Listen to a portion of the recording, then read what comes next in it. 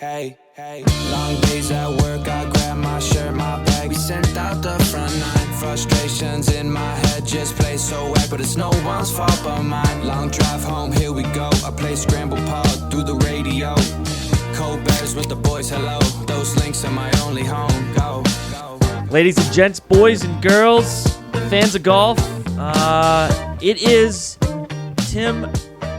We are right now in the midst of golf returning to its roots. Okay? 200 years before America was even a thought, golf was happening at St. Andrews. Okay? The old course. What a place. Welcome to episode 45. I just want people to feel like the situation that we're in.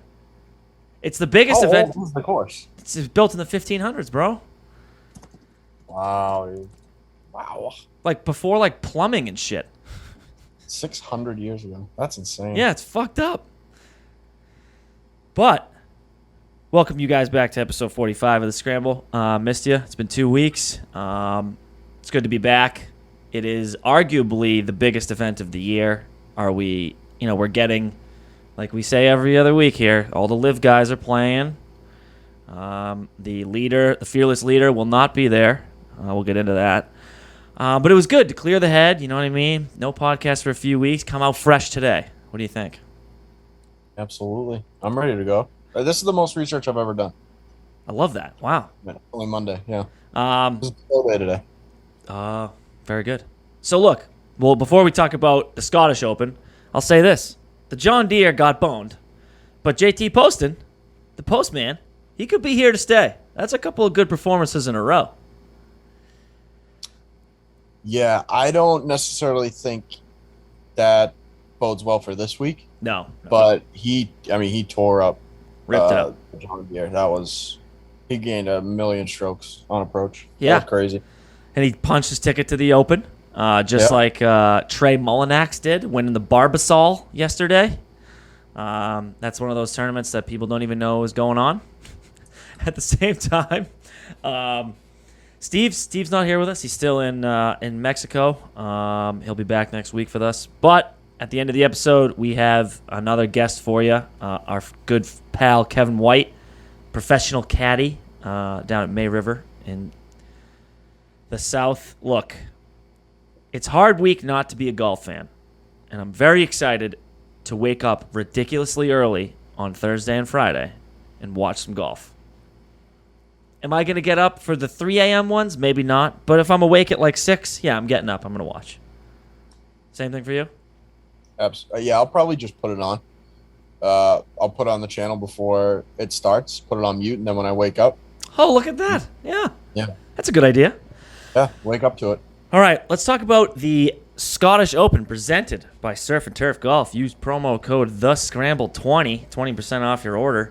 We talk about the stuff every week, you guys. It's the best gear. They got some good Open gear coming out. So, Xander, man, I'm going to let you take the floor on this because this is your guy. Yeah, 2 tournaments, 2 wins. Is that good? I would say that's pretty good. We also had 14 of the top 15 official world golf ranking players in the field.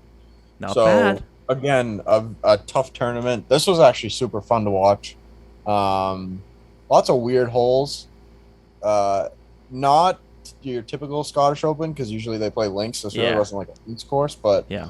I mean, he didn't come out all that hot, but he carried the lead into Sunday, and I mean it was tough to go pretty low. Everybody scored well on Sunday, but Xander did a good job holding them off. The bogey on 18 too was just like he played it ultra safe. Yeah. Other than that, he didn't make a whole lot of mistakes. No, it looked like coming in on Saturday goes bogey finish. Now I'm like, oh boy, then comes right back and goes birdie to start.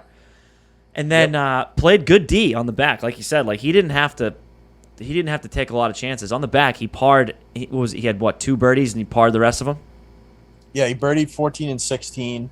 He walked up to 18, 2 strokes up on Kiriyama, and just took like an iron, hit it 240 yards, whatever, and played it super safe. But he was in control of that tournament for almost all Sunday. He slipped up a little. He had like 3 out of 4 bogeys on the front 9 to end it. But yeah.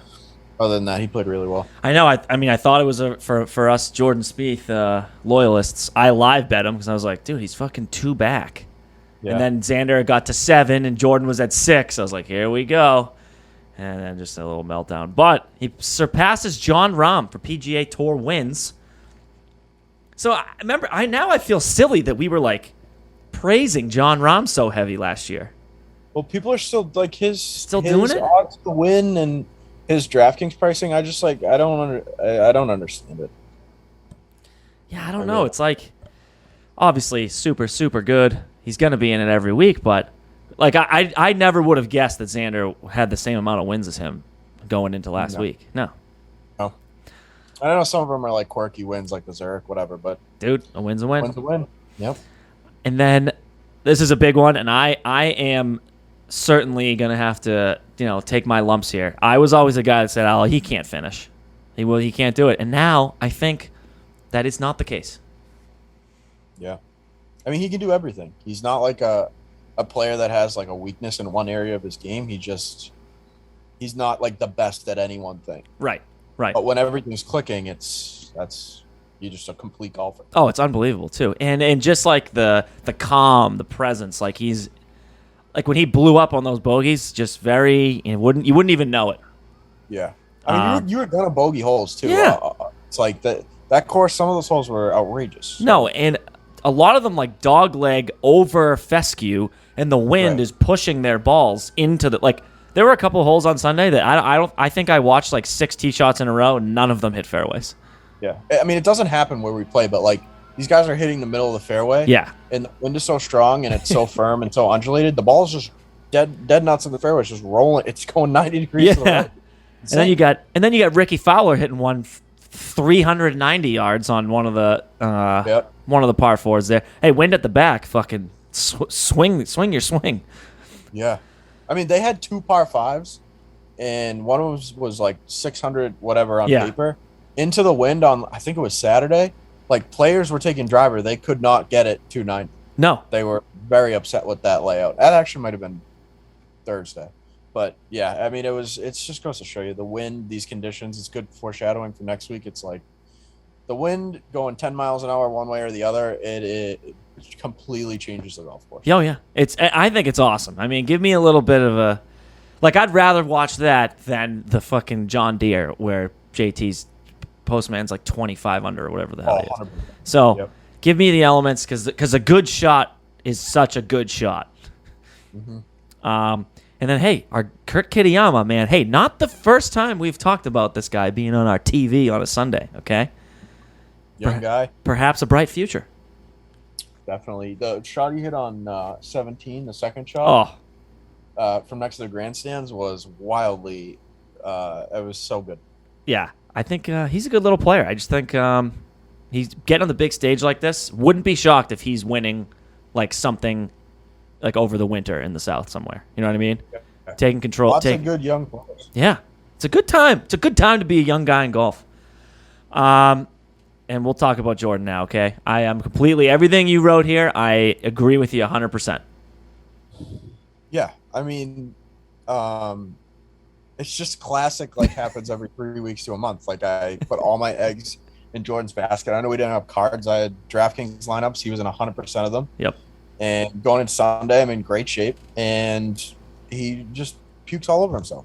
And what I don't understand is it's not the hard shots that he pukes all over himself. It's like It's the 4-foot par putt. It's the 4-foot par putt. It's the 150-yard par 3 that he double bogeys on. Hits it. Oh. There's one place you can't hit it. He hits it there.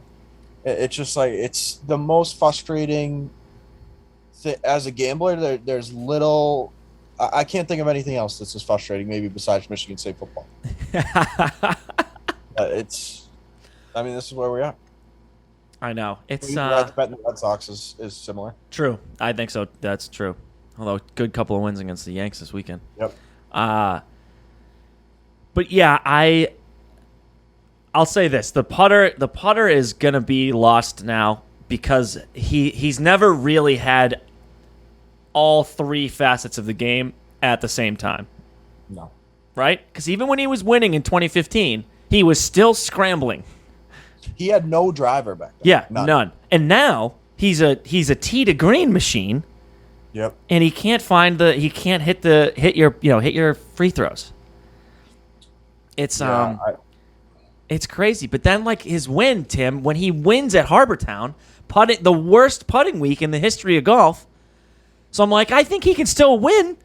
Yeah. Despite a shitty putter. I don't know. What I mean, this week I think he's in. I can't say one thing or the other, right? Because the opposite will be true. But these greens are they're like Augusta kind of greens, but more undulated. Yeah. It's so easy to get lost in a situation like that.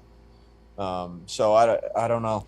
Yeah. It could go either way. It's encouraging that at least, but I mean, St. Andrews has the widest fairways imaginable, but that doesn't necessarily mean you can just hit it wherever you want. No, it doesn't. Yeah. A good sign that he's going to give himself a chance to make putts. It's just like, are you going to make putts? Right. He did have some awesome sound bites though this week. The one where he's the 150-yard par 3, right? The 13th on Saturday or Friday. Mm-hmm. Dude, I loved it. Like, give me all of the mic'd up with all of them. I love it. Inject it into my veins, dude. Yeah. He's like, what is it? He yelled at Bella. Yeah. So he's like, Jesus, Mikey, that's not even remotely close. And he looks up, and then everybody cheers 10 feet. Yeah. So that one, they were like, oh, he goes, he took I think he was hitting a 9. He was like hitting a 9 into the wind. And he said, they said, even if it goes 100 yards, that's fine. And it's in the air, and he goes, that's not even close. And then afterwards, he's smiling his shot. He goes, I didn't even think that was getting like 75. Yeah. And then the other one, it was a approach on one of the par 4s that he hit just, again, like right up into the wind. And with his cut, the wind took it even more into the bunker. And he goes, I'll tell you something about that shot. And then he pauses, and he goes, it's not good. Yep. I mean, he's entertaining. Good for the game. Yep. And then a couple good weeks out of some guys that are good indicators for this week, I think. Fitzy, another good week, past major champion. He's good. He's a grinder, so you know what? I think he's going to be right in it this week at St. Andrews. Yeah. Cantlay, good Sunday. Got himself he was one back at one point. Yep. And then Tommy, kind of maybe not out of nowhere, but sort of out of nowhere. What do you think? Yeah, I'm not the biggest Tommy fan in the world. He doesn't have a PGA Tour win in America. Yeah, he doesn't have. Yeah, he's a DP guy. He's a Louis. He's Louis. Yeah. Yeah, I mean, like what you said, I think this is if you play well here last week at the Scottish Open, I think that's a good indicator that you're in good form for next week. But I don't necessarily think that's the opposite is true for guys who miss the cut. Okay. I'm not scared of guys who miss the cut. So you're not right. Okay. So I am also going to agree with you. I don't think it hurts. Like we got JT, Scotty, Hideki, Colin, Willie Z, Psycho. Like I would say it doesn't matter for JT, Scotty, Morikawa, and Zalatoris. I think this is like just a look ahead. And it's a completely different golf course. Hideki, however, I am worried about. He looked fucking horrible. Dude, he's been rattled.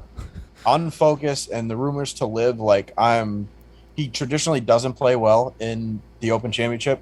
I'm out on Hideki. And that people are going to say the 4th at the U.S. Open. Dude. That's because he had a monster Sunday. Yeah. The other day he was below average. I won't play Hideki. I don't think Billy sets up particularly well. No. And of course that requires creativity. He's just pretty straightforward, just like hit it to X, hit it to Y. Yep. You can't really do that here. So those two I'm worried about. Everyone else, JT probably had his rounds booked with Tiger. Oh yeah, he was probably like, oh no, I have to go play at. I don't think JT wanted to be there. I don't think Willie Z wanted to be there. I don't think Scotty wanted to be there. Morikawa might have wanted to be there, but he's got that Brooks sort of appeal right now when you look at his past like he hasn't played particularly well this year, No. except in majors he just shows up and plays. Right. Well, so. He's, I think, like we talked about Willie Z, despite how bad he might be, like putting or off the tee sometimes, I think he's just a major guy. He's going to get up. Like the stat that they had with all of his strokes gained putting numbers, and then every major he's gaining 2.5, and he's losing 1.5 at like the Byron Nelson, like things like that. All right. Well, that'll pretty much do it, you guys. We'll get into the important stuff in a sec. We'll talk about this week in golf, presented by LinkedIn. Tony Romo wins the American Century Classic over Mark Mulder, former MLB pitcher, and Joe Pavelski, current Dallas Star. Also, I 100% need to go to this event one day. Seems so much fun. Oh, I know. The crowd's into it. You got all these athletes and like not just like athletes, like most of these guys are sick golfers too. Like Pavelski and Mulder are like, and so is Tony, like they're plus handicaps. Tony's like borderline could be a professional golfer. Yeah. You got Steph Curry dunking one from like, what was he, like 85 yards out or something, 95 yards out? It's ridiculous. Oh, yeah. It's awesome.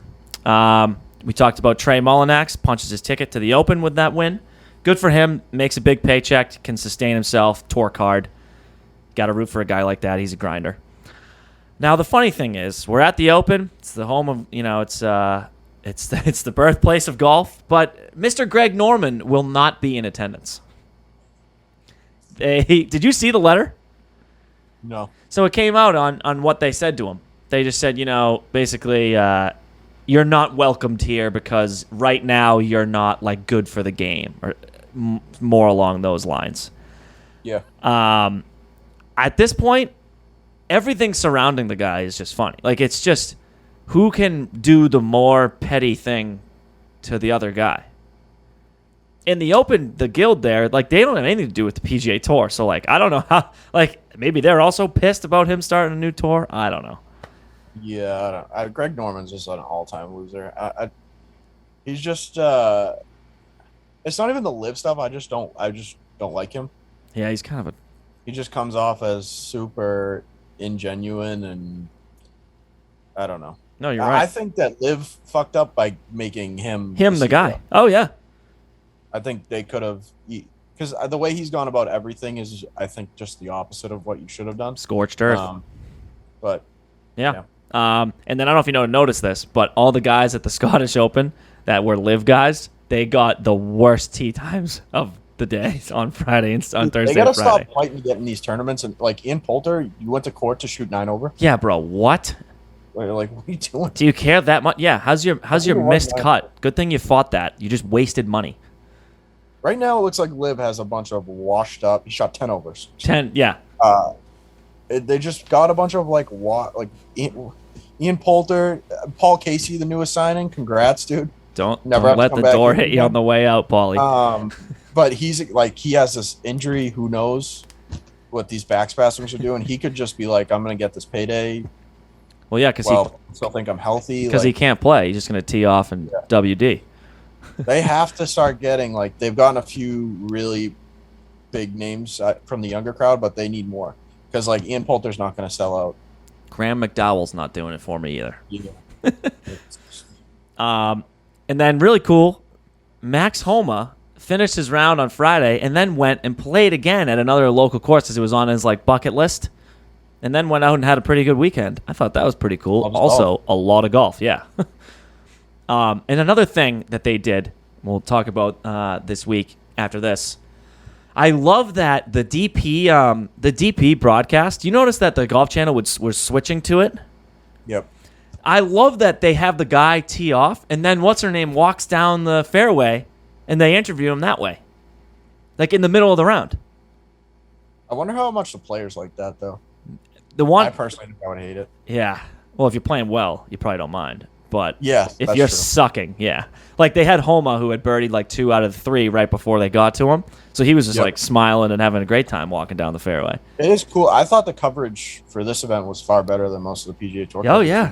Oh yeah.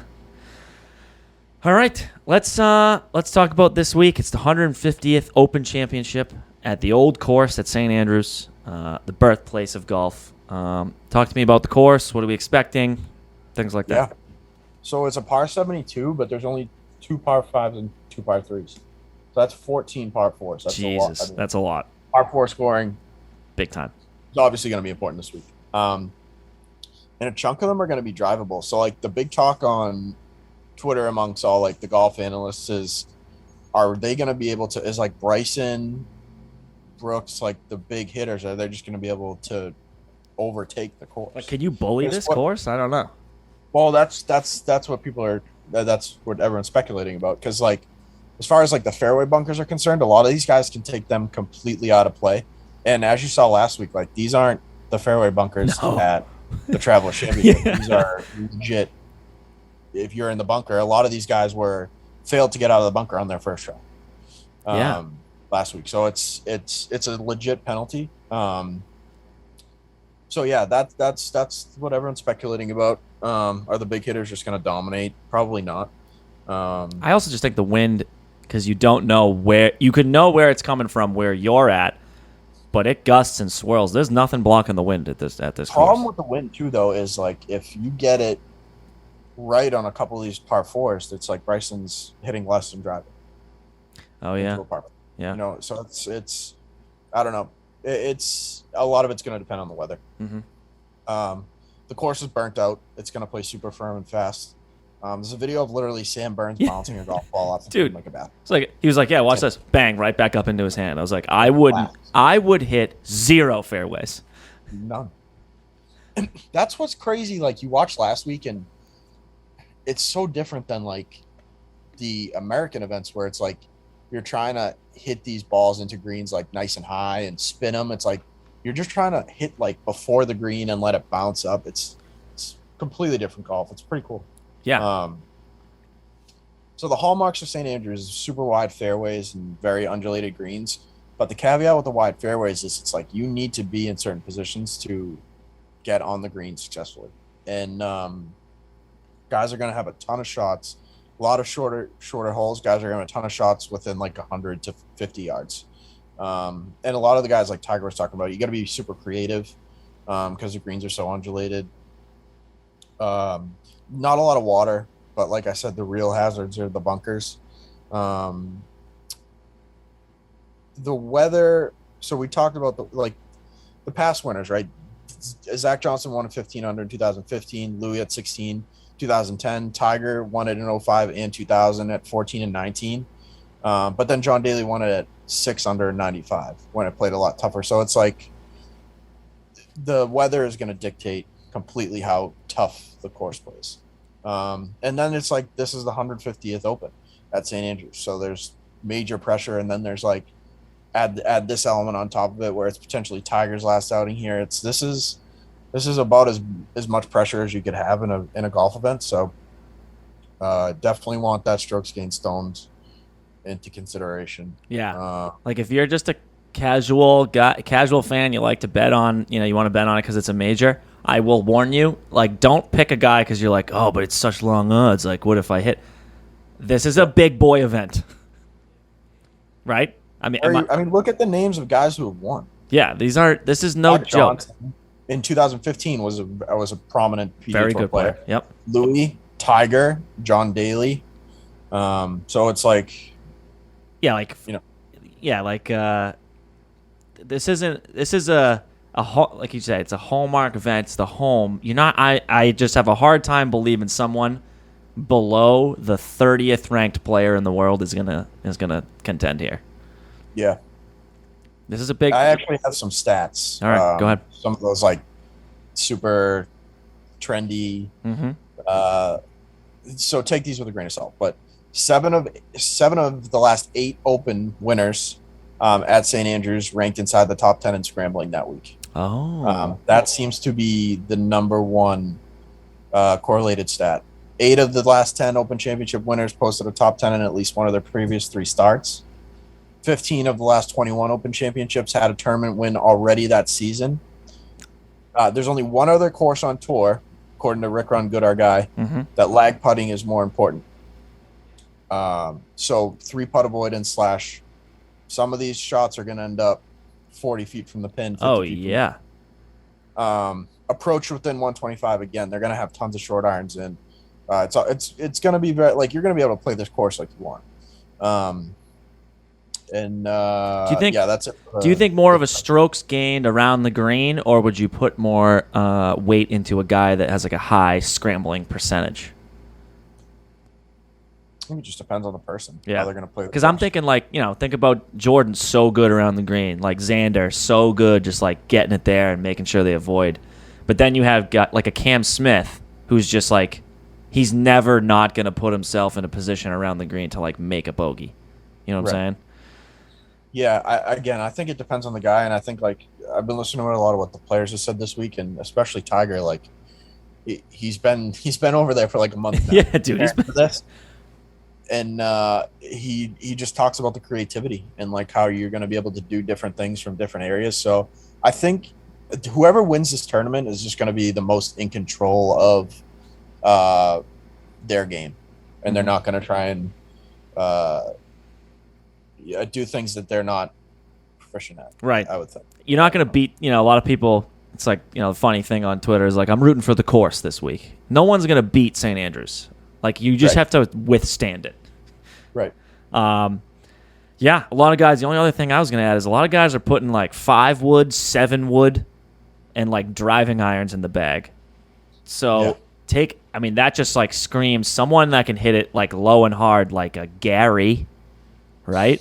Can probably find some fairways, like a Tony's. Tony can hit that piercing ball flight. Guys like, you know what I mean? I would take less stock, I think, in Bryson just because everything he hits is a mile in the air. Yeah, and the thing with Bryson too is like, no matter how you play this course, you're gonna have those tricky like 50-yard shots or like really just a shot you don't see often from off the green. And Bryson's, that science, like not a lot of feel to his game. It's all calculations. So I think unless he completely overpowers the course and he's putting from he's putting on a second shot on like 4 of these par 4s, I think he's in trouble. Yeah, I think so too. So I mean, and this also just screams like a Terrell Hatton, a Matty Fitz, where they can place the ball lower in the sort of conditions. I know it's probably the one tournament, and also like there are a couple other like weather independent ones where I'm like I like the Englishmen, I like the guys from Europe a little bit better than some of the Americans that grew up in like the Cali guys. Like it was also like not weird, but Colin Morikawa grew up in like Southern California where the weather is perfect every day, and he still managed to fight that wind. But a lot of guys, we talked about 2 weeks ago, like does he have that? We'll find out. But I agree with you on the stats. I'm gonna probably look into guys with par 4 scoring.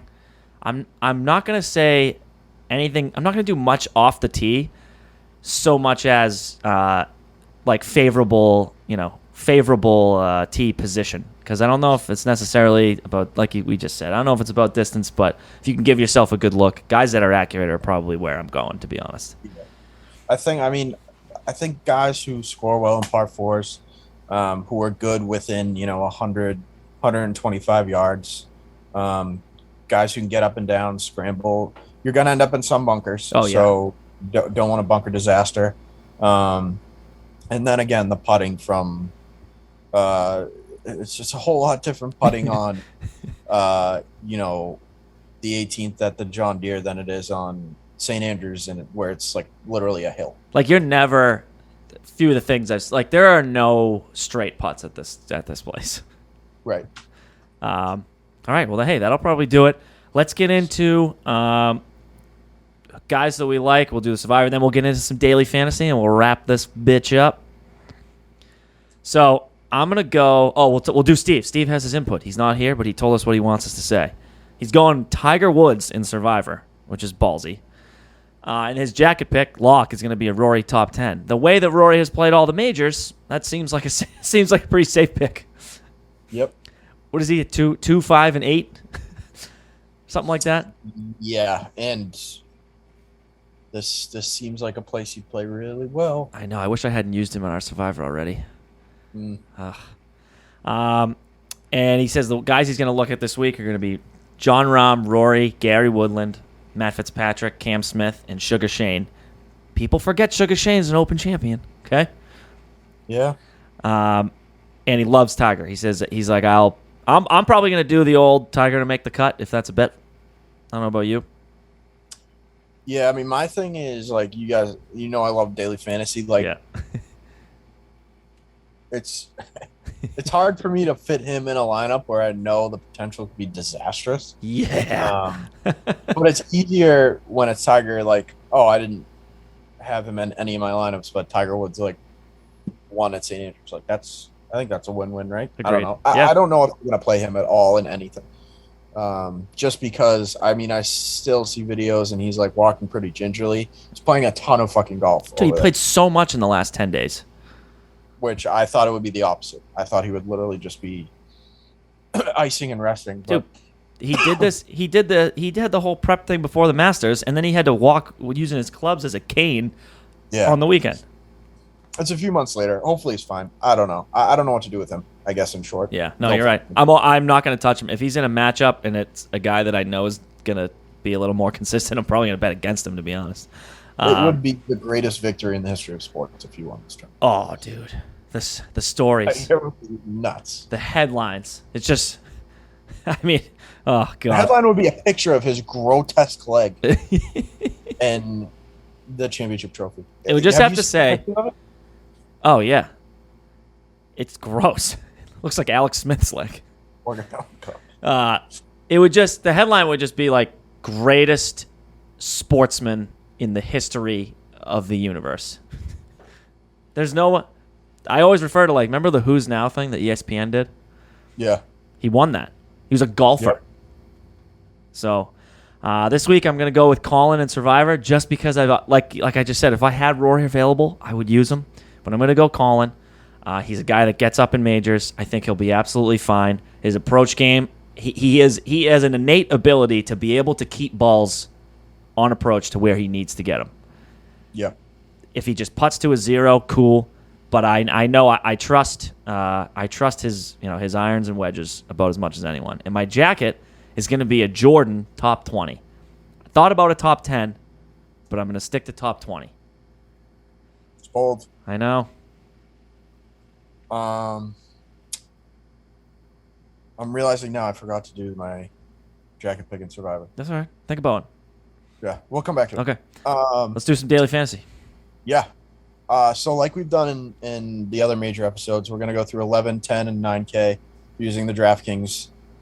Guys, are we in? We're out. And then we're going to pick 3 each from 8, 7, and 6. Mm-hmm. Nice and rapid fire. Yep. All right, starting at 11K, the most expensive golfer is Rory McIlroy.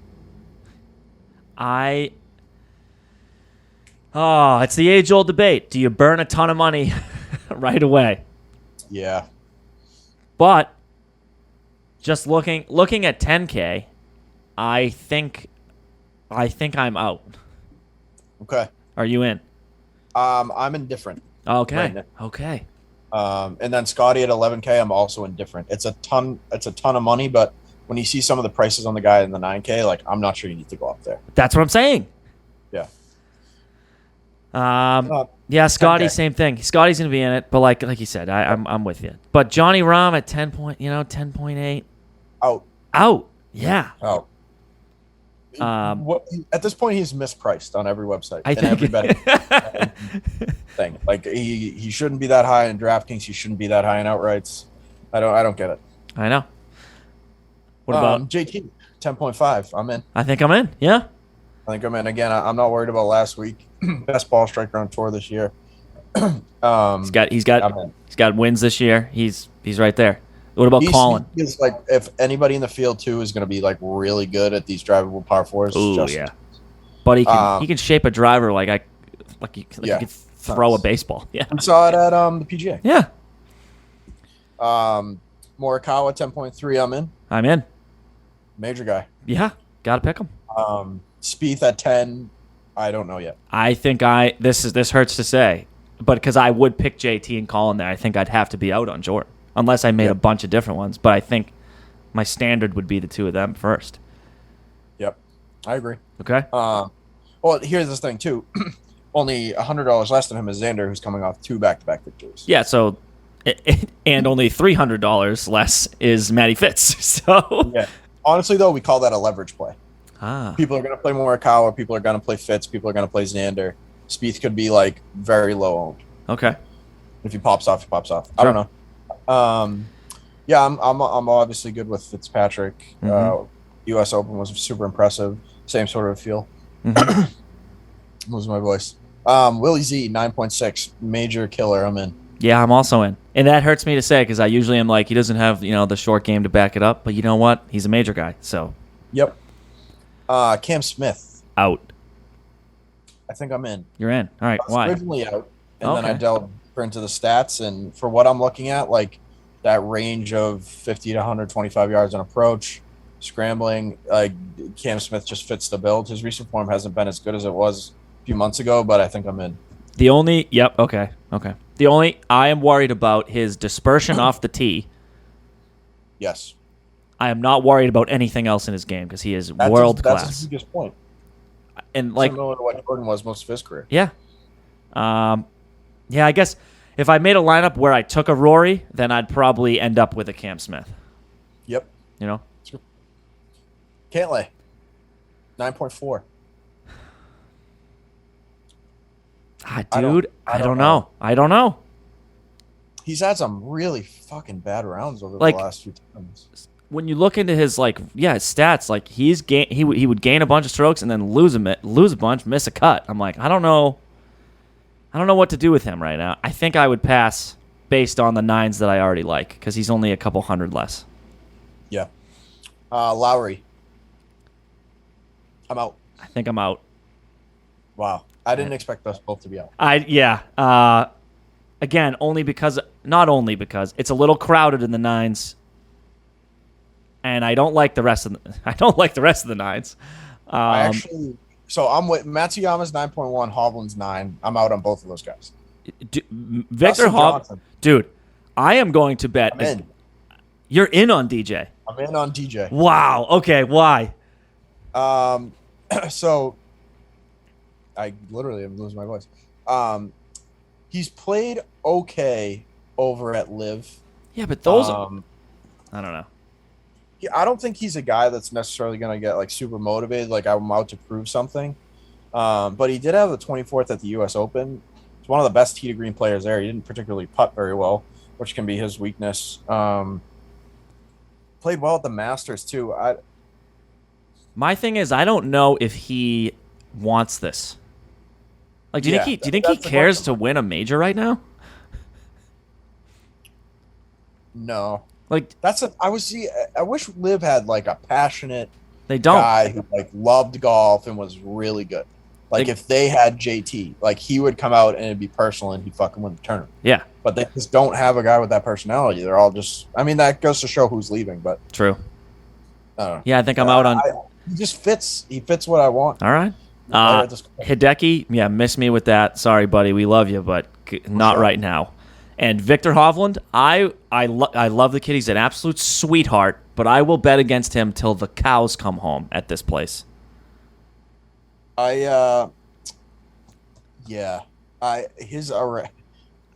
in a lot of trouble if he doesn't hit some crispy approach shots around these greens. Not worried about his driver. Driver's going to be fine. No. His longer irons are going to be fine. What I am worried about is the second he misses and finds himself short-sided pot bunker, that's a bogey.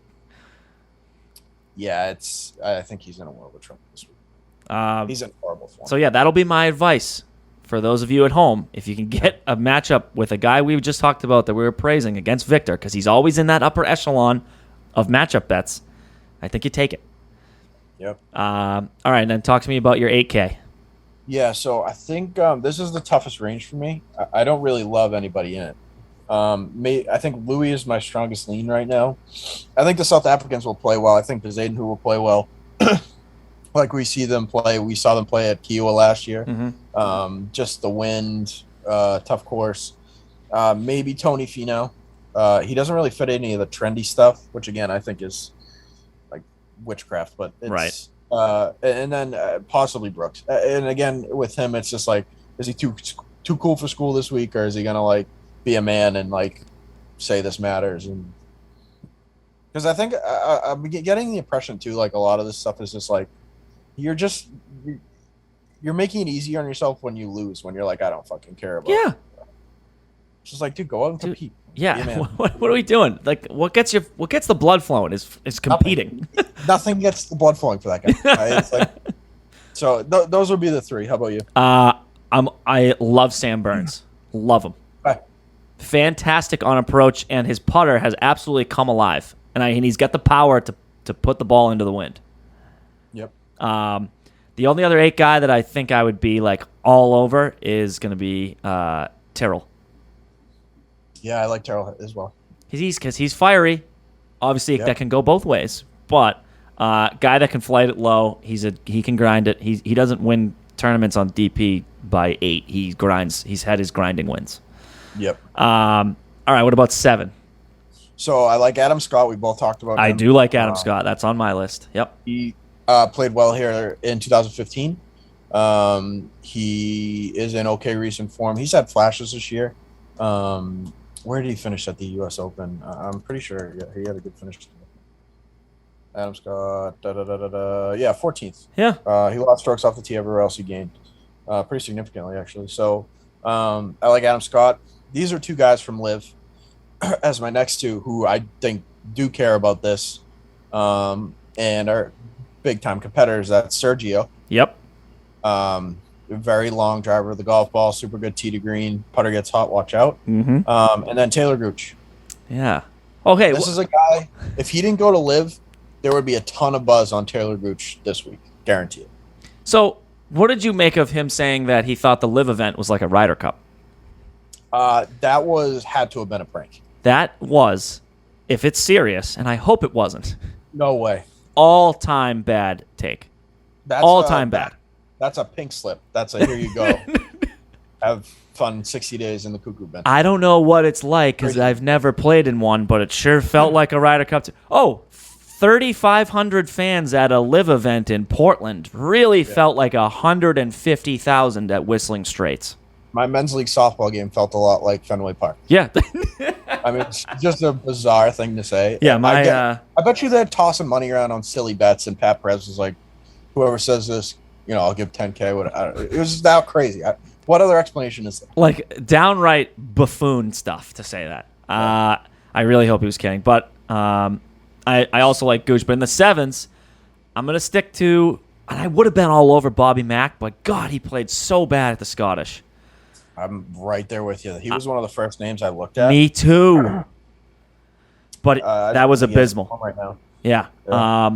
A guy in the 7s that we're not really talking about is Seamus Power at 7.4. Love Seamus Power. Give me all of Seamus Power. Bro, he's the 3rd highest correlated scoring aggregate across the majors. Yeah. He's a guy, from across the pond, used to playing in linksy, windy courses. Yeah, give it to me. And then a little farther down in the 7s, call me crazy, is going to be Keegan Bradley. Really? I'm out on Keegan. 7.2. I imagine him having nightmares about these greens every day this week, waking up and drenched in sweat. Yeah. Yeah. Hey, I don't know. His group might finish in 7 hours.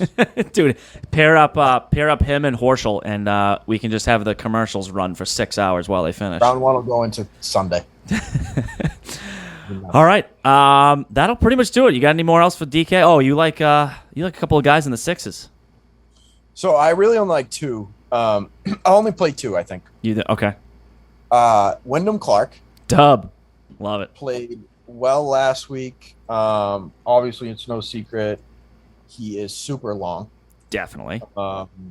And his putter is very good right now. Mm-hmm.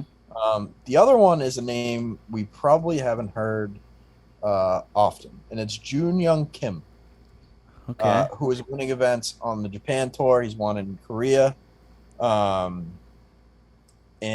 he finished solo 3rd last week. Yeah, I saw that. This is like it's not like a dart throw. I literally might have him in every DraftKings lineup. I mean, he had the 23rd at the U.S. Open, right? Yep. 17th at Byron Nelson, 3rd last week. He doesn't do anything. He's not like a stud in one area. He's like pretty good across the board. Mm-hmm. But he hits the shit out of the ball. Oh yeah. So that's my that I will be either living or dying on the Jun Young train this week. All right, I'll go with you. I mean, that explanation, because you always need a guy in the sixes, so I'm gonna. Yeah. All right, that'll be my guy too. We'll ride with Jay Kim. All right, before we wrap this up, Tim, want to give me your Survivor and your jacket now that we've talked through these guys? Yeah, Survivor, I'm going with Ju Hung. You're gonna use Kim? I'm gonna do it. That's fucking awesome. Yep. But my jacket pick is gonna be JT top 20. Mm-hmm. Yeah, I don't see a world where he's not on my leaderboard on Sunday. Another really. thing is like he's been playing with Tiger around here this week. Probably no better source of information on the course. Yeah. Than Tiger. And again, like the prestige of this event, it's like I feel like there's only certain guys who have the mental capacity to win. Oh yeah. But this much on the line, that added pressure, I think JT wants that. Like he's a legacy guy. JT wants to be able to say in 40 years that he won the 150th Open at St. Andrews in front of Tiger Woods. Like I really like JT this week. I'm sold. I mean, I'm gonna have him every which way. So yeah, we love our guys this week. Maybe Ricky Fowler makes an appearance. He's been playing with Jordan and JT over there. I'm playing well, dude. Rick also is a guy that can thrive in this weather. I think that I almost guarantee you that he entertained the offer.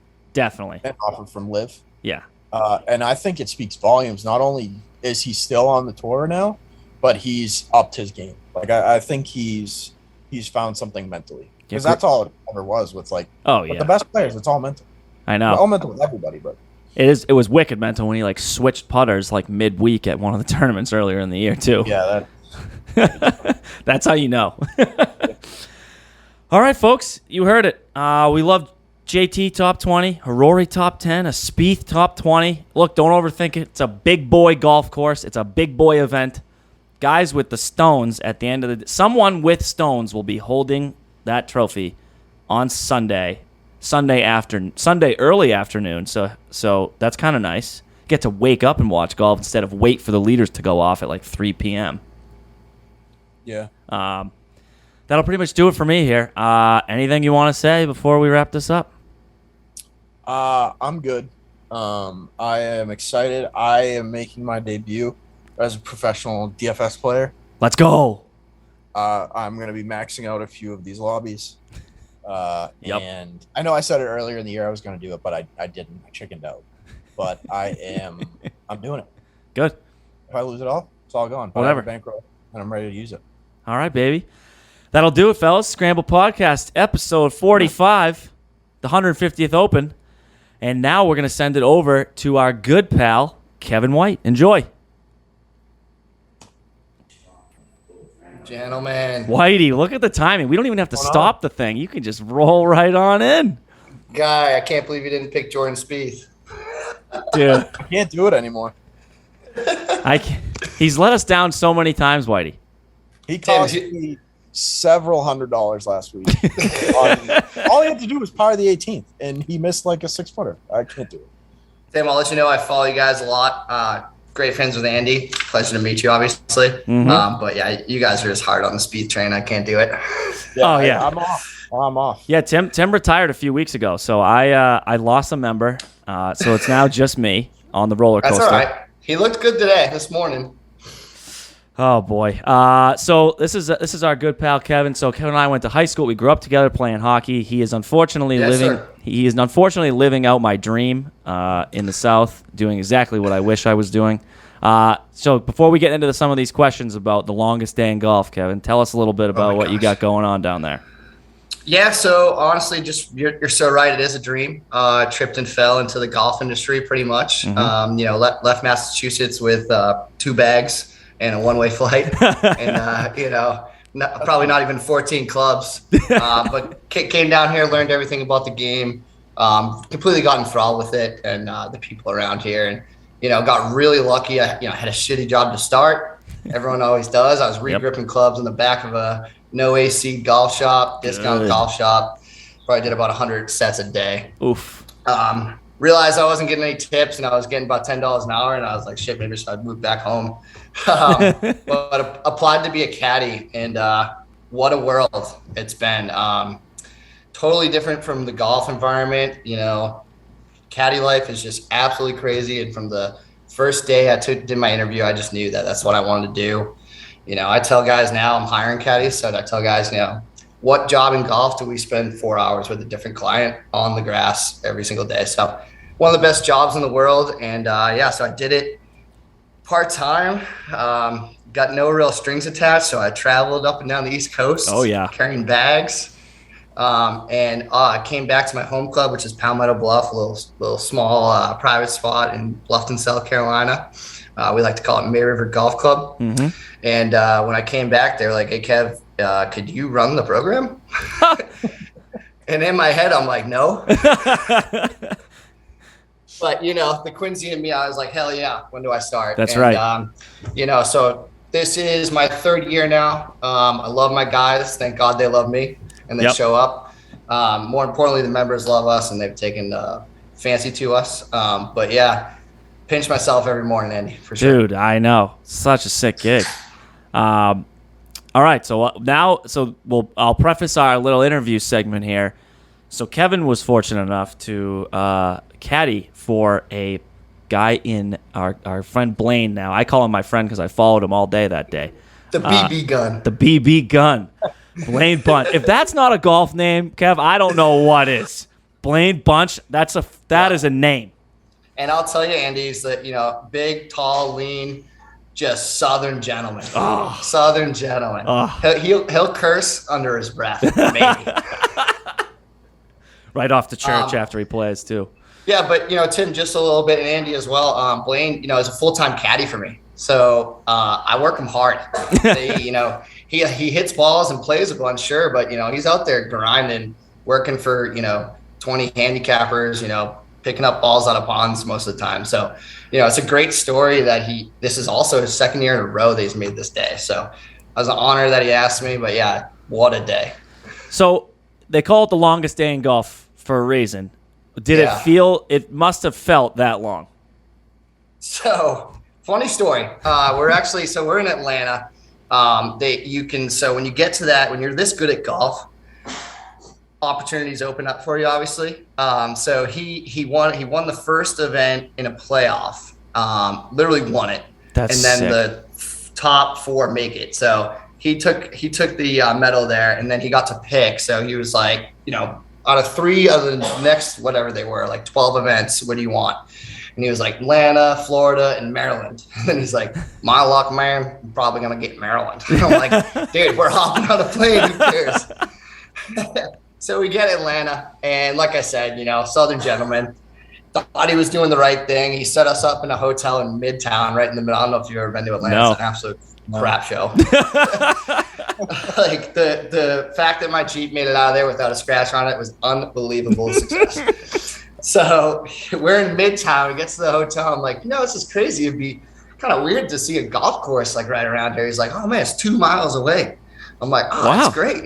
So I was like, no, I'm the caddy, so I'll worry about all the P's and Q's. So I'm looking it up. I'm laying in our hotel bed. I'm like, yeah, there is a course right there, but that's not the fucking one we're playing.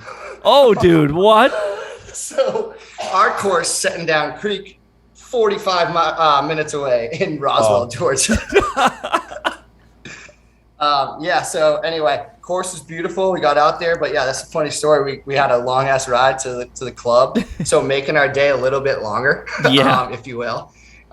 36 holes obviously is a test of your ability. I was drinking beers the night before, but Blaine's in bed at like 8 o'clock. I think the Celtics were in the finals. We didn't even care. Damn. So we full athlete mode for sure. Yep. And then so you get to the course, and this is no joke. I mean, if you looked at I'm sure you did, who he was playing against, there's some guys with some money in that field. Yeah, absolutely. So leading up to it, I was just feeding Blaine with positive reinforcement. I was like, it's going to be great. When we go to Boston, we're going to go to Fenway. I'll show you Fenway. I know a little bit about the country club. I know nothing about the country club. I was like, I know a little bit about the country club. It's like Narnia. So I was, just feeding them like, we're going to be there. You're going to do it. You're the guy. And, just that shit. But to my friends and to you guys, I was like, do you see this field? Yeah. Dude, like, who was that? I think Davis Love the third dropped out right before. I was waiting to see our boy Smiley Kaufman. Smiley. Dropped out. Yep. Yeah. And Kazire. Yeah. So Pat Kazire, big fucking dude, packing huge dips the whole day. I checked in. I bought my yardage book next to Ted Potter Jr., who is an absolute ragamuffin, by the way. I was like, Blaine, if we don't beat this guy, you're driving home. Yeah. No, but we were sandwiched in a group. I don't know if you guys know Carl Jan. He's like the #1 Corn Ferry player. I got to meet him. He's like the nicest guy ever. Straight out of China, broken English, but just was so down to earth. He was in Jonathan Bird's group. Yep. And me and Blaine were actually paired up with Will Wilcox. Willie's got a podcast. He was pitching it, baby. This is my boy now. And an Australian pro who I never heard of, and I'm such a nerd. Brett Druitt, but he has played like thousands of events all over and only a couple of PGA Tour events, but one of those grinders. But, just to name a few, Keith Mitchell, had 2 smoke shows following him all day, Roberto Castro, Peter Uline. I think the kid Harry Hall won. He's the guy that wears the Scally from England. Yep. But yeah, Ben Crane, Bill Haas. Bill Haas is like a $50 million player. Yeah, dude. What? He's just walking around. But these guys, it just goes out to show about the day. Like, we're a ragtag group of full-time caddy and a caddy master that made it. But also these guys are like, shit, I want to play in the U.S. Open too. Yeah. And it's hard to do. So, they're all grinding out there. But funny story. So we start out horrible. I wasn't going to bring it up for my guy BB Gun, but you can talk about it. No, I'll get right into it because, it's kind of the whole day is encapsulated by it. So we started out horrible. I told him on Ford, I'm like, you just started like me. So first hole, we have this whole plan. I got a yardage book. We were writing notes. We do a practice round. Like it's a process for these guys. Like they need to know what 5-mile-an-hour winds are doing. Is it north or is it northeast? And what the fuck is it, Kev? Yeah. So like these are all like specific things that I don't worry about when I go out there and hit the ball. Mm-hmm. So we're locked in. We're doing it. He hits a perfect drive on 1. Wilcox blows it right. It's always blows it right. So demoralizing. You see the guy like behind the players just wave the flag to the right. You're like, oh boy. Yeah, he just and I think his caddy started walking. The other guy didn't hit yet. but I was like, all right, that's good for Blaine to see. He hit the fairway. These guys are pros. They're nervous too. So we get out to the fairway, and he was like, so this kid hits his hybrid 240, 245, Jesus, and just drops it on like a bocce ball. So, our plan was driver, 3-wood, or a hybrid to the green and, have an eagle chance. He gets up and he's like, hey, you think we should lay up? And now I'm like, not panicking in my face, but I'm like, what the fuck? That's not the plan. So he's like, can you shoot that tree over there? And I'm like, dude, this is not you. I don't know what the hell we're doing. Yeah. Shoot it. He lays up, leaves himself a weird birdie putt. This close for par, lipped out. Oh. So now I'm walking the next tee like, it's not going to matter. It's not going to matter. It's not going to matter. And he's like, fuck me. And then, there's a little bit of fescue around there, like high grass, like you can see up north. Mm-hmm. And we found it on the second tee. He had to punch out, made a great bogey. And then on the third hole, which was the bane of our existence, he hit a great drop. He really did. He hit it probably like 330, not even kidding, right down the right center. God. And we got 120 in. Everyone else is on the green because we had to wait for him. And he shanked it. Oh, like a true, like we would do. No, worse than we would do. But I think it's because, he's probably in between clubs, a lot going on in his mind. Hosel, straight right. Oh. And now just to give you a little diagram, like, so straight right, and then like say the Masters flag is the next tee box where Jonathan Bird and our boy Carl Jan are. And there's just trees in the hazard and you can't see. And from over the trees, they're like, was that a ball? and we're like, yeah. 4. And we already took our relief. And they're like, do you want to find it? And we're like, hell no. Yeah. So then the rules official, because they're around, he's like, what'd you just say? What'd you just say? Makes us drive all the way around. Oh. We find the ball. Now we got to come back, drop it. Now there's people in the fairway. I'm like, Jesus Christ. But anyway, we ended up making a 6 there. So now we're doomed. Yeah. If you start 4 over through 3, I mean, Jesus, I think the winner was like 8 under. Yeah. But we get to the tee box, and these guys, the 2 tour pros with us, are just like, are you fucking kidding me, man? How about that rules official? This is why people are leaving the PGA Tour. All this stuff. And from that point on, I was like, you know what? We can just loosen up now and just try to play golf. And I swear, guys, for the next, 15 holes, he was the best player on the course. Just absolutely lit it up. And I was just smiling on my face. But yeah, it's just a long day. Dude, so then you wrap up 118. Do you get a lunch? How does this work? Do you eat, then you're right back on 10 or 1? Yeah. So it's so quick, too. It's obviously tee timed off of 1 and 10. So, you get like a 30-minute, every 10 minutes. Yep. We got done. He was 1 over. I thought he was even. So after we started 4 over through 3, he finished 1 over, which is balling out there. Yeah. And this kid, he's been to this stage 3 times. So the night before, he's like, hey, the lunch isn't that good that they give you, so we should go get some food. So I'm like, I'm out at Publix food shopping for my guy. I'm like swiping. Who cares? We need it. Yep. Something healthy, something with some energy. Yep. So we have lunch. He's so professional. Doesn't drink caffeine. Can't even do chew out there. So wow. like he needs to eat. He's like he doesn't want to eat too much. So we're literally in the back of my Jeep, fucking pop the top, eating some sandwiches. I'm fired up. I'm like, Blaine, you are balling right now. Like, dude, we just need to hit a couple balls, roll some putts, and just go out there and do it. And I was like, going through the guys, because now I got the live scores. I'm like, dude, you're beating Pat Kazar, you're beating Bill Haas, you're beating Scott Brown, you're beating this India kid. Like, look at all these guys that think they're better players than you. Like, just trying to, get them going. Yeah. We go to the range, Andy. Hit like 10 balls next to Brendan Todd. Oh. And on a string, too. I was like, here we go. Looking at Todd, washing his clubs. I was like, yeah, we are, Quincy guy again. That's right. But then we step up on the first tee, another par 5, and he hit a perfect drive again. This kid just beats the driver. Yep. And now I'm like, because we talked about the first hole, I was like, dude, that wasn't the plan. And now I'm like, we're going for it. And he pushed it just a little bit, found some water. And, it's always demoralizing, but for like these guys, they can make par from anywhere. Mm-hmm. And he did make par, but I just knew something. He was searching for something in his swing. Like he missed the ball right. And like these guys usually just pick out one side they want to miss. Yep. And when he missed like a high floater right, I was like, oh man. And then the next drive, he tried to overcompensate, went left. And then all day we just, and thank God for a lightning storm, because I think we probably would have killed each other out there.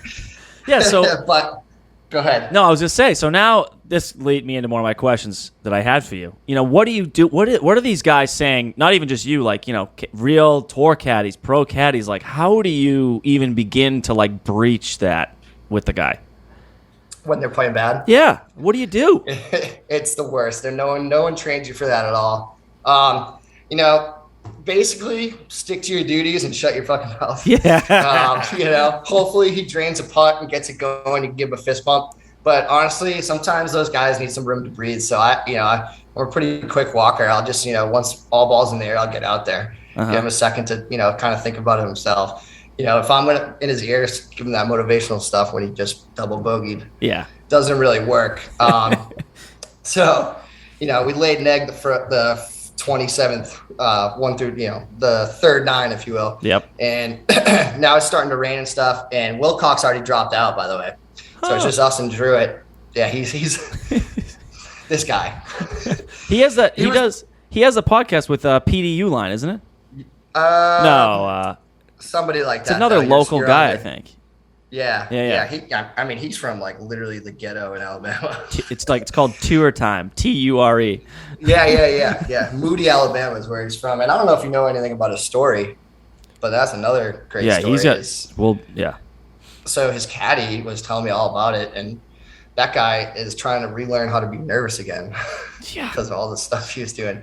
So that, and he was. So just a little bit about Willie. He was punching out of the woods without even setting his feet. Like, just fucking did not care out there. And like, just playing sick, though, because he's so talented. He hit this shot on 18. I was like, nice shot, Willie, my dude. He's like, yeah, Kev, had to go in for me to stick around. Pleasure to be with you guys. I was like, what? He shot like 3 over. I was like, what? But anyway, so now we're marching and laying an egg. And to answer your question in a long way, I was like, Blaine, look it, we're out of it. We're not going to beat traffic anyway. We got a PGA Tour pro in our group. Let's play a 9-hole match play against this guy and see how we can do. If you beat him, I'll buy a steak. Yeah. Yep. And I think we're even through 3, and then the alarm sounded. Yeah, but what are you gonna do? Long day. You either have it or you don't on one of those days too. It's not like a 4-day event where you can wake up and be a different man. You're either, like I said, you had the 2-way miss. So what are you gonna do? Yeah. And that's, so horn goes, you guys get back in the clubhouse and you just looked at each other. You were like, what? This is it? Yeah. Obviously I was like taking a backseat to that decision. Yeah.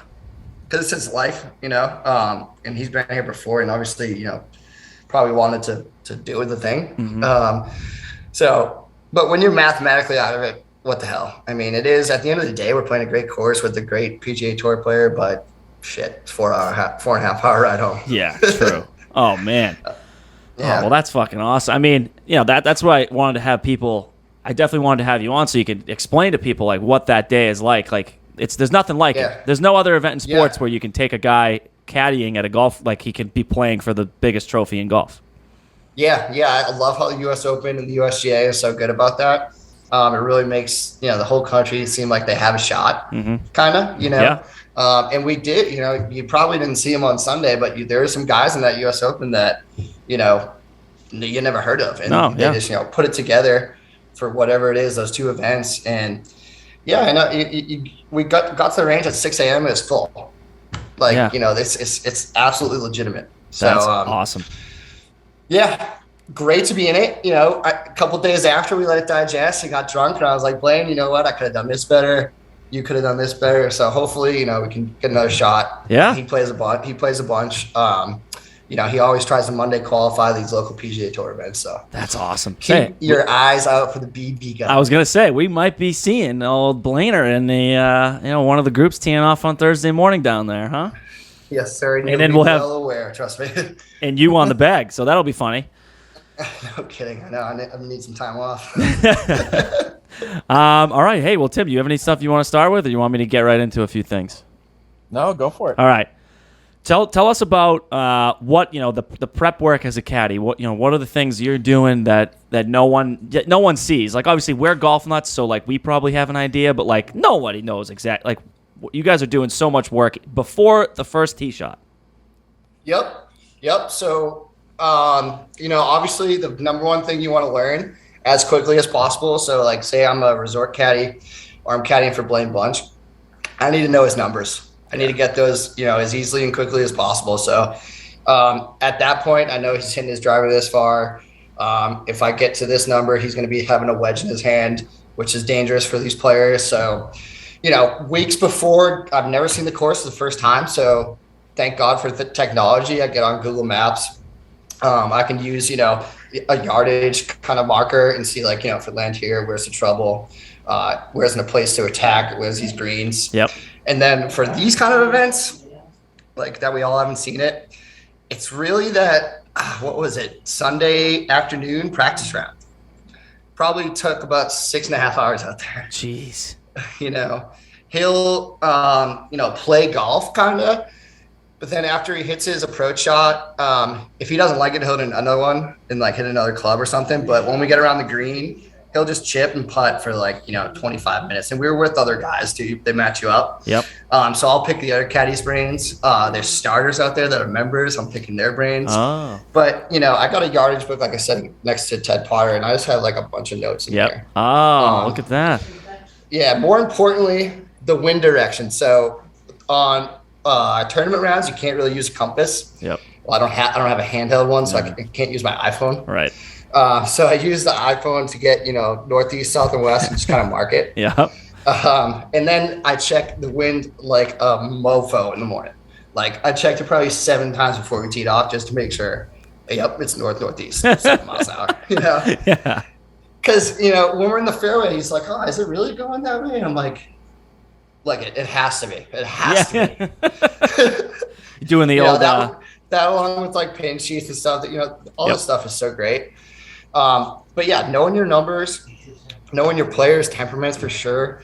The greens. So you're in Southeast. These Bermuda greens have grain. I don't know if you guys have ever seen that stuff. Yeah. So a putt could be going like this, but really that green's going to hold it. So now we're kind of like that.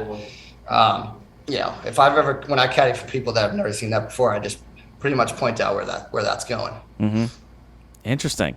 And there's a lot of notes in there, like, hey, you carry this, you're looking at this front pin, you adjust. Exactly. That's pretty cool.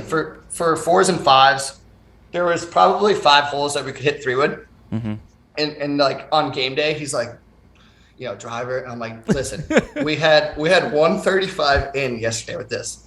Do you want any more? Yeah. You can't get any more. That's where the trouble is. So that, just having that confidence, because if I didn't, God knows what he would pull. Just game day kind of messes them up a little bit in their head. Mm-hmm. So you got to be like, this is the track. This is what we're doing. Mm-hmm. I know it seems like creative today, but no, this is actually more of a process. So yeah, lots of target lines in my notes, lots of yardages in. Very nice. That's cool. And then does he bring you into like, do a lot of these guys bring you in to read things, or is he sort of just, he asks you for your input and then he does his thing, or is there a conversation? There was a conversation the night before because I knew it was, so I was like, all right, Blaine, if you need a putt read, and I hope every time I give a putt read now that being in the caddy business, they, sure, if I'm 100%, you can take mine 100%, but if you're a good player like Blaine is and a good caddy like I guess I am, I'll give you one, you'll have one, and then you can kind of meet in the middle. If it's exactly the same, perfect. Yeah. But if I'm, right edge and he is 2 balls out right, all right, maybe it's 1 ball outside right. Yep. Something like that. But I'm like, I'm not the end all be all for your reads. Yeah. But if you need help, I'm coming. But that's another thing. Like you kind of want to stay out of his way for that stuff until he asks. Yeah. Because I noticed it's different. You watch the tour and the Corn Ferry events and stuff, and a lot of the guys, like the caddy, like is just standing on the side of the green. Like they don't even. The players are just like, I'll read the putts. Like whatever the hell Austin Johnson's doing, I know that DJ's not listening. So no way, no chance, dude. Yeah, that thing. What's your take on that? I don't get it. Like, it's I guess that's a little past my. That was like cool. Like when we were in high school, people were doing all that, like plumb bob, like Ricky does. Yep. I don't know what the hell that is. I like to look at the earth. How that ball's gonna roll, almost kind of picture bowling one. Yeah. And then read that grain. And I'm a believer that there's probably 1,000 ways to hit putt though. Oh, I know. You see those videos all the time online now of like a guy with the the little track that runs the ball down, and he moves the speed like an inch or a half an inch up, and it misses, and he does a half inch down. It's low right, and he's like, it's all speed. Yep. Oh. We're very blessed too, Andy. Like our home course, Palmetto Bluff, May River, has some of the best greens I've ever seen, and I've been to Augusta. We're at 14, 13 on the stim every day.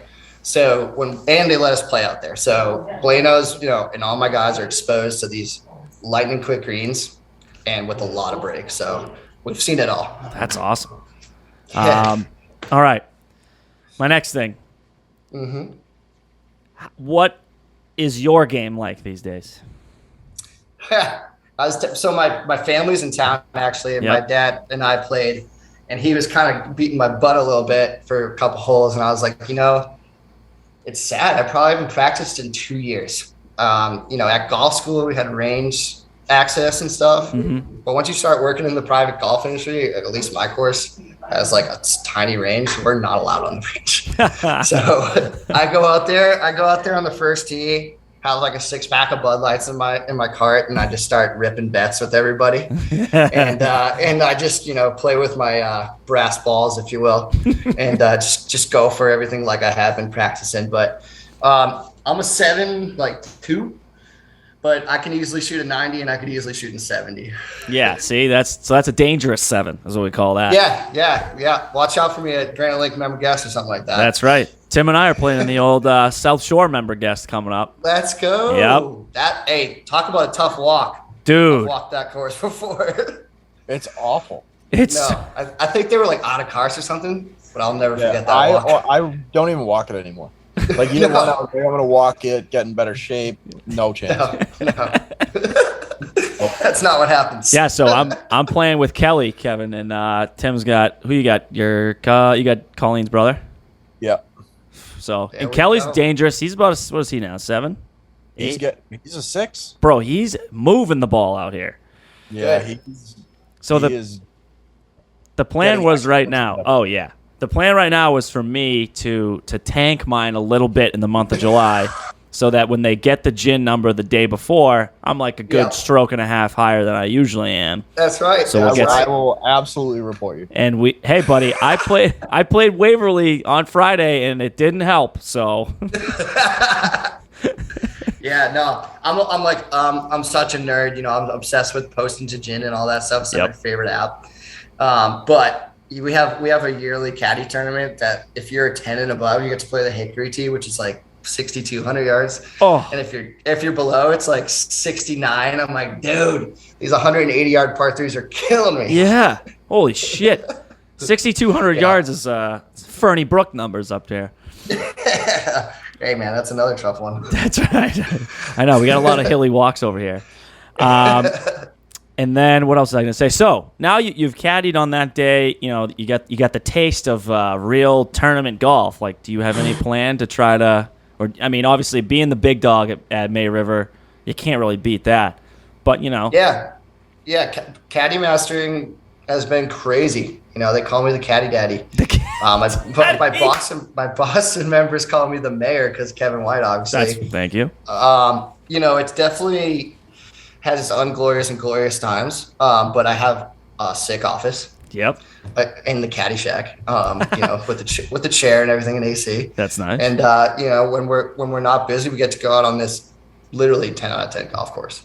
And you know, we're in a company too where, you know, I send my guys to Sawgrass, Kiowa, Sea Island. You know, when they need guys, we're in a network called Caddy Master. Oh, cool. Okay.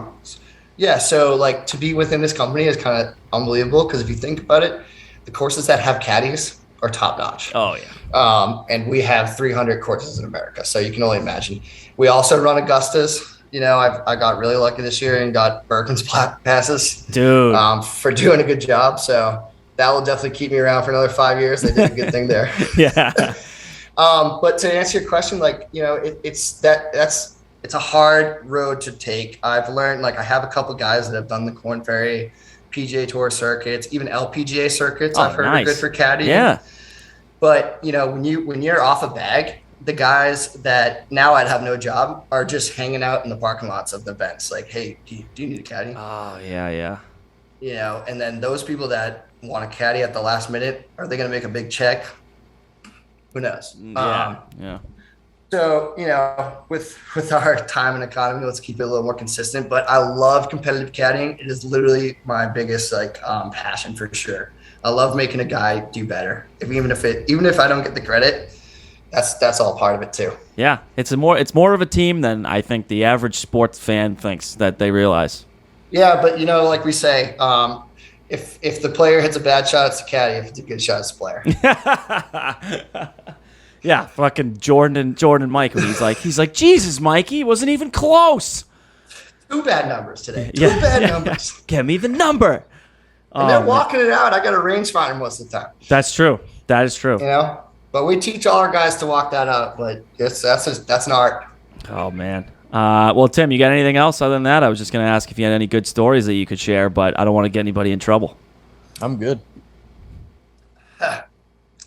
You must have some. Yeah. I mean, you don't have to name them, but you probably have some decent names popping through there. So, because we're all hockey guys too. Yep. We just had a undisclosed team get knocked out of the playoffs in Game 7 early of the NHL playoffs this year. Okay. Yep. Probably about 10 hours later, they were at our Palmetto Bluff, which is like a huge property. You can like rent a house. There's a 5 diamond resort there. So they were ripping it up. And then I guess till like 3 a.m. with some wedding party. That's awesome. And then the next day they played 36-hour course, bought and drank the most drinks I've ever seen. There's only like 10 to 12 of these guys. They played in like 2 6-ums, which we don't even allow. But I was like, well, Greg, to our head pro, I was like, you gotta let them do it. They finished. It gets dark here probably around 8:45. They finished around 9:45. My God. And popped a tire of one of our golf carts. So we sent them the bill. No, I'm just kidding. But ended up. They were like, oh, we want to go out in Savannah, which is right down the road. One of my caddies is like our dad's age. Yeah. And they all jumped in his Subaru and they drove him to Savannah. Probably one of the best hockey players in the game right now, too. Just to give you a hint. Yeah, I think I know who you're speaking about. Godzilla. Wow. Yeah, it's fucking. Never skipped a leg day. Yeah, that's right. So we're really lucky. I never know like when the bell tolls like who I'm setting up my caddy with. Sometimes the best times I'm like, and I just gotta snap out of it, and we're all signing NDAs every 4 months and shit like that. So it's a good hideaway for. You name it, celebrities. Yeah. Pros even, right? I imagine. Yeah, so Sam Burns is a member of ours. Burns, big fan of Burns. He's killing it. And rumor has it, I don't want to throw anyone under the bus, that he's good friends with Scotty and their wives are more importantly more friends. Yeah. So Scotty might get a house because it's a really good practice facility. And for the Florida swing, being in South Carolina, and then with Augusta too, it's like prime time. You can spend like 3 months there. Yeah. Wow, that's awesome. So, there was one week we had Cooch and Webb Simpson in back-to-back, and I think Cooch shot like a 74 out there, so it's not easy. Well, hopefully he tipped the caddies. He's been known to not do that. You know what? Coocher asked for a change for 100 right when he walked in. No way, buddy. I swear to God. So it confirms what we thought, Tim. This guy's cheap as shit. Hey. He's buying clothes at Walmart. But very nice. He handed out his Bridgestone balls he was trying out. He's like, anyone that could use these? I'm like, yeah. Yeah. He's like giving us hats and everything. So he's very generous that way. All right. Who knows what he was asking for the change around for? You never know. But he definitely did. Hey, nice to meet you. Does anyone have change for 100? Jesus, Cooch. Oh, so man. we give him shit all the time. Yeah. All right. Well, hey, listen. I think I don't really have much else. Tim, you got anything you wanted to mention? No, that was great, man. Dude, this is awesome. Yeah. I love getting in the head, learning. It's such a hidden part of the game. Anytime you want to come back on, my friend, you are more than welcome. I'd love to get me a little more loosened up. This was great. Thank you so much. I'm big fans. Anyone that's passionate about the game is a good friend of mine. So hell yeah. And who do you like for the Open, Kevin? Jordan Spieth. You just saying that because you bust my balls? Let's go Sam Burns. Let's get his first major. I said that earlier. Bluff. All right. Yep. Yeah, I think he could do something over there. I think so too. He's got a hard ball flight, so the wind won't be. It'll hurt him a little bit, but he can put it through the gusts, I think. Yeah, trust me, all these guys can hit it high and low if they want to. Yeah. All right, my friend. Guys, thank you so much. It was a blessing. Anytime. Awesome. That'll do it. See you later, Kev. Long days at work, I grab my shirt, my bag. We sent out the front line. Frustrations in my head just play so whack, but it's no one's fault but mine. Long drive home, here we go. I play Scramble pod through the radio. Cold bears with the boys, hello. Those links are my only home. Go.